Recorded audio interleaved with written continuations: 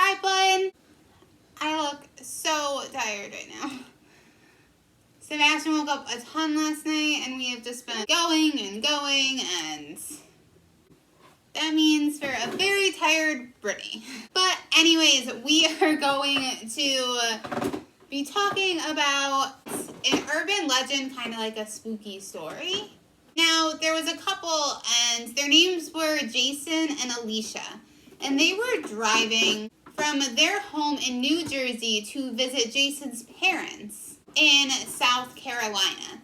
So it was a fairly long drive, but they've done it so many times that they were very familiar with the route from start to finish. They had to wait to start driving until after they had gotten out of work that evening. They planned on arriving at Jason's parents' house the next day. So that night, there was construction and road work, so it forced them to take a detour, which led them down a highway they had never taken before. Now, while they were driving, their car broke down.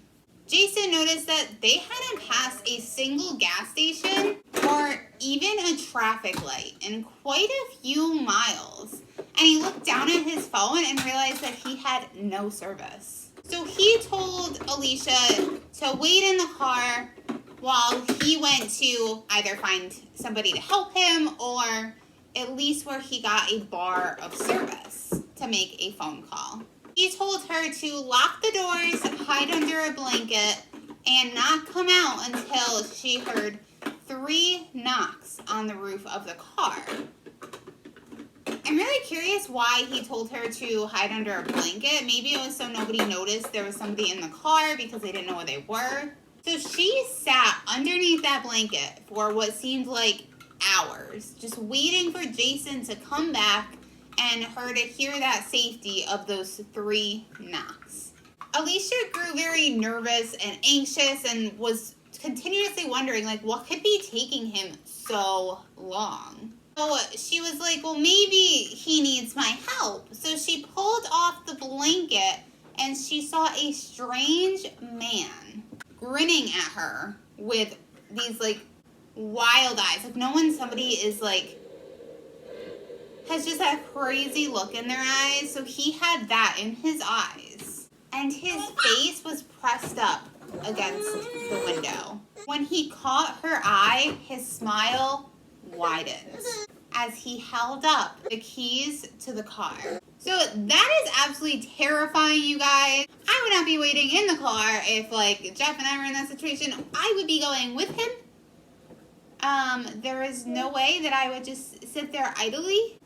I mean, we all can assume what happened to Alicia. But it's absolutely terrifying, you guys. I mean, definitely always make sure you have gas in your car.